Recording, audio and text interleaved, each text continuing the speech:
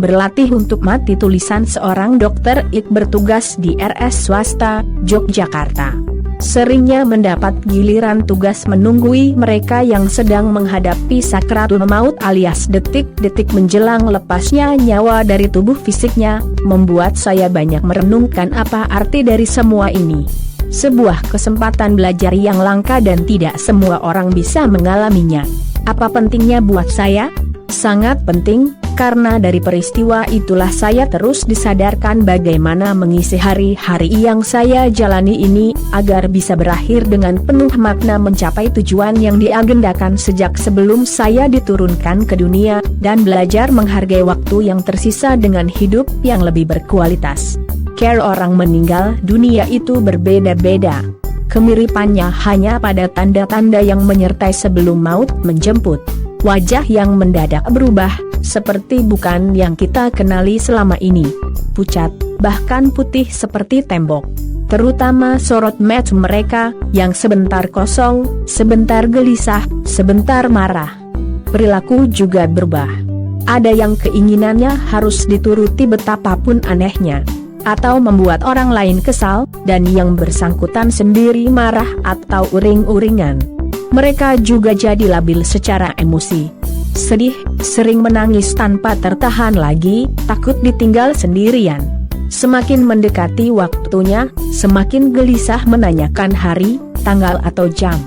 Juga tak berutah lagi mengenakan segala macam alat bantu medis yang dimaksudkan untuk membuat mereka lebih lama bertahan hidup. Yang membedakan adalah seberapa pasrah atau seberapa besar keyakinan mereka terhadap Allah semasa hidupnya. Kebanyakan mereka yang simpel dan lurus-lurus saja hidupnya, tak banyak khawatir memikirkan ini itu hingga detil, lebih cepat berangkatnya.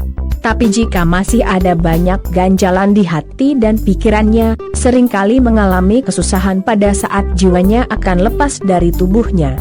Hal ini membuat saya berpikir bahwa untuk mati dengan mudah tanpa melalui banyak siksaan, adalah dengan melatihnya semasa kita masih hidup di dunia. Berlatih UTK mati. Ya, Anda tidak salah baka, dan saya tidak sedang bercanda. Yang pertama perlu dilatih adalah soal keyakinan kita.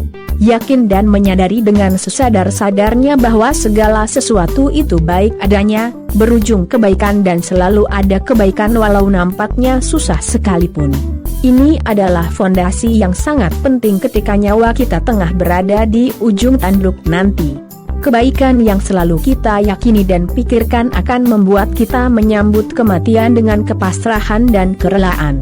Putusnya nyawa dan keluarnya jiwa dari tubuh fisik kita akan lancar sama seperti ketika buang hajat besar. Semakin kita rileks, akan semakin mudah, tapi semakin kita tegang, semakin susah lepas. Latihan kedua adalah berlatih melepas. Melepas apa saja yang selama ini kita anggap sebagai hak kita. Sadarilah bahwa kita tidak memiliki apa-apa dan tidak berhak atas apapun, termasuk memikirkan nasib orang-orang yang kita kasihi yang akan kita tinggalkan. Itu bukan urusan dan tanggung jawab kita.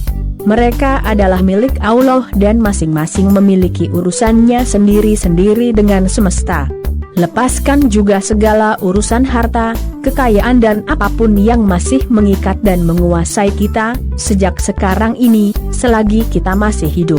Artinya, ini adalah latihan mental agar kita tidak terus-menerus khawatir dan memikirkan sesuatu yang nantinya akan kita tinggalkan. Melepaskan juga berarti melepaskan dendam, kemarahan, kepahitan, luka batin yang masih ada.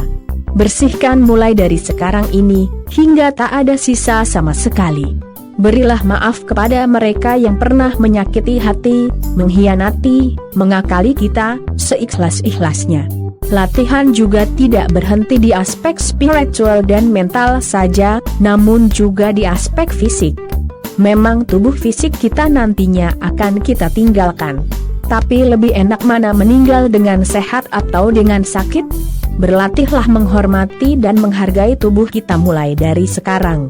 Mulai belajar mendengarkan suaranya, apa yang sebenarnya ia butuhkan, bukan apa yang kita, ego nafsu, butuhkan. Berikanlah apa yang tubuh inginkan sejak sekarang, agar ia tak membangkang atau menusuk di belakang pada saat kita tak berdaya lagi. Tapi ini bukan berarti manipulasi ya. Lakukanlah dengan ikhlas, karena mengasihi tubuh sendiri sama dengan melayani orang yang sedang sekarat. Perlu hati-hati, cermat, penuh hormat. Daripada nantinya tubuh kita habis dimakan obat, lebih baik memeliharanya dengan baik semasa kita masih bisa. Berikan makanan yang sehat, olahraga yang cukup, sinar matahari pagi, dan air bersih yang sesuai kebutuhan. Banyak lagi yang bisa kita latihkan untuk menyambut kematian dengan gembira dan bukan dengan air mata. Sudah waktunya kita mengubah persepsi tentang kematian bukan lagi sebagai peristiwa duka cita tapi kemenangan dalam perjalanan hidup. Muhasabah di awal TH 2021, mugi barokallahu lancar urusannya. Selamat merenungkan dan mulai berlatih. Salam sehat, jangan lupa klik like, subscribe and share demi untuk kebaikan bersama-sama. Terima kasih.